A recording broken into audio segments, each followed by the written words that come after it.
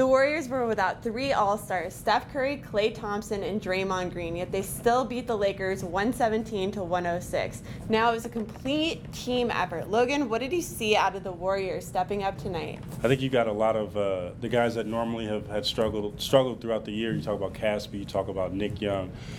Guys that have really needed a bounce-back game, and this was a game that they needed other parts with a lot of scoring out, and they got that with those pieces.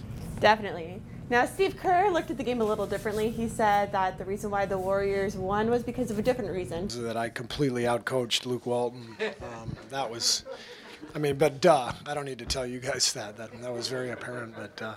So, Logan, we alluded to it earlier.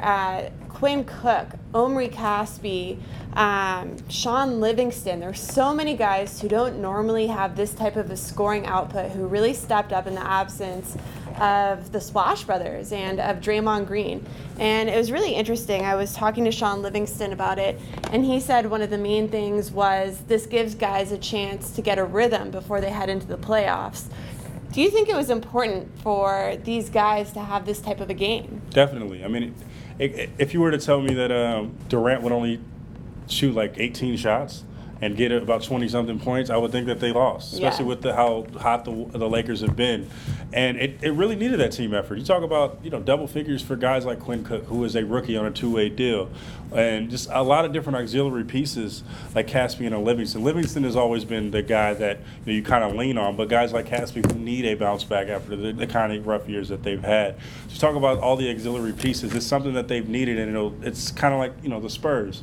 When you get all these auxiliary pieces on a game when a lot of people are out, it really builds confidence, and it really helps them for a long time down the line when they might need them in a higher pressure situation.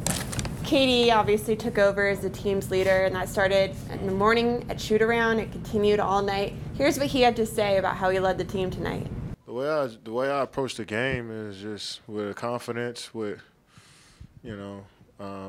not trying to tell everybody what to do every single play. You know what I'm saying? That's just not how I get down. And I don't think people respond well to that. So I just try to tell guys what I see at the moment. And if we need to correct something, correct it at the moment and not let it simmer for a couple plays and until it boils over into something bad. So, if Zaza missed a rotation or, I tell him right at the moment. And then if I miss one, he could tell me at the same time. So I think that's just how we approach the game here, and just try to be positive and encouraging. And the guys did the same thing to me. And, when I was struggling shooting the basketball, and from the three-point line, those guys, just sent me words of encouragement every huddle, and I fed off of that, and I just try to reciprocate it.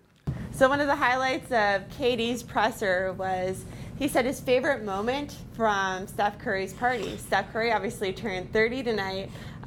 First of all, before we show you this clip, Logan, you saw the things on social media, Steve Kerr's dance moves, Mike Brown's dance moves. What was your favorite takeaway of that night? Well, Steve Kerr's lack of dance moves. let's just say that one. It was a fun night for a lot of guys. Klay is falling down and tripping and falling on stage. You got Mike Brown in all green, just doing this whole time. You know what I mean? With the young guys, it was like a whole bunch of millennials. You know what I mean? It was it looked like a very fun night. In San Francisco, and it seemed like they were having a ball down there. All right. Well, here's one clip that we didn't know until tonight about what happened at Steph's party. Coach went on stage and told his wife they were going to renew their vows, and he asked her, would you do that shit again? And she was like, yeah, I guess. And that was it. So that's probably how I'll do it in the future.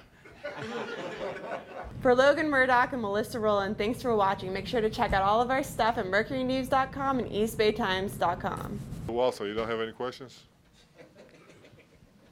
What makes this team so special? You already know that. Come on now. I love this guy.